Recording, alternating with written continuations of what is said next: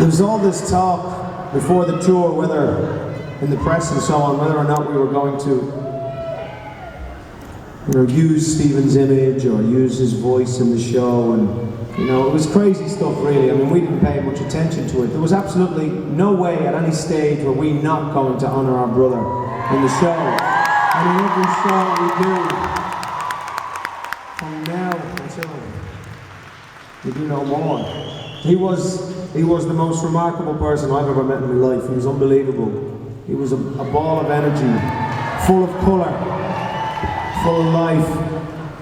And God, he made us laugh. Didn't he? You were doing so well there. Stop looking at the wine and tell them, will you? I was doing. Don't you be worried about the wine.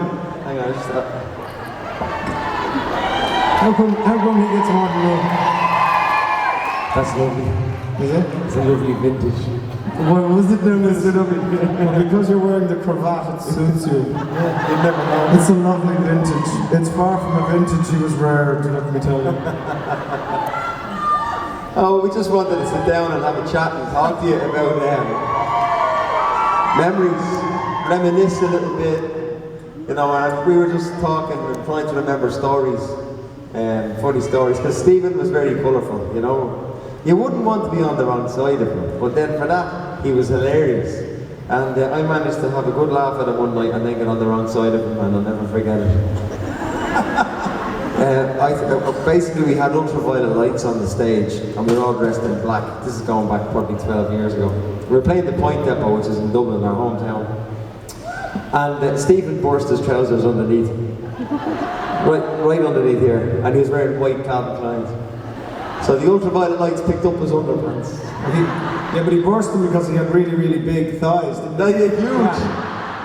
Huge thighs, huge. So all you could see was these white folks running across the stage. That's very funny. He didn't think so. So we got the stage hand to gaffer tape up. And then trying to do the quick changes. Jocks were coming off with the tape. It was hilarious. You had to be there.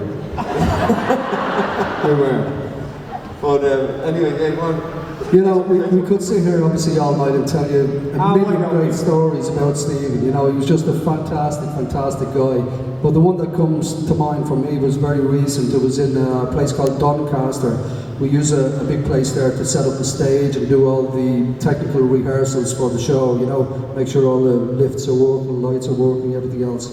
And it was just a very, very strange experience because, as we all know, at this time of year it's out of season for butterflies.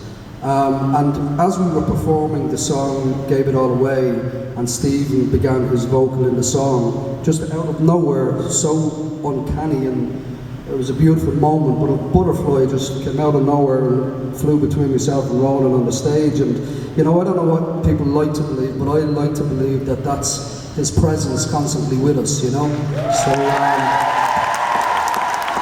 I just wanted to share that with you as well. Lovely moment.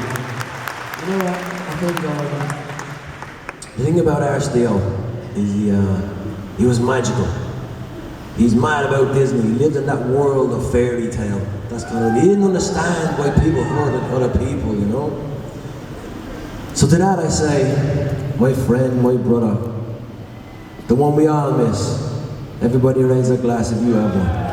Cheers, brother. Cheers, bro. Here's Theo. Theo.